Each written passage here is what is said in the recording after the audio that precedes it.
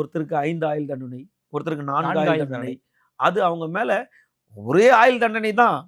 அது அவங்க கடுமையா அவங்க தண்டிக்கணுன்றதுக்கு அதுக்கப்புறம் 1, 5, 4 ஆயுள் தண்டனை, 2 ஆயுள் தண்டனை, 3 எத்தனை ஆயுள் தண்டனையா இருந்தாலும் உன்னுடைய உடல் தான் சிறையிலேருந்து வெளியே வரும். நீ உனக்கு மேல்முறையீடு செய்யறதுக்கு உனக்கு உரிமை இருக்கு. ஆனா மேல்முறையீடு செய்தாலும் ஒண்ணுமே நடக்காது. ஏன்னா சிபிஐ வழக்கு விசாரிச்சிருக்கு. அதனால உறுதியா இந்த வழக்குல இருந்து இந்த 9 பேரும் நிச்சயமாக சுப்ரீம் கோர்ட்டுக்கே மேல்முறையீடு பண்ணாலும் இந்த குற்றவாளிகள் தப்பிக்க முடியாதுங்கிறீங்க. விடுதலை ஆக முடியாது.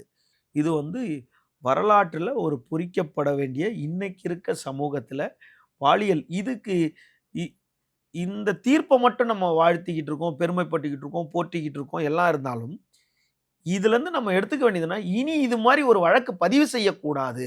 இது மாதிரி ஒரு புகார் வராம இருக்கிறது மட்டும்தான் எந்த அரசு வந்தாலும் நம் மக்களுக்கும் சமூகத்துக்கு நல்லது.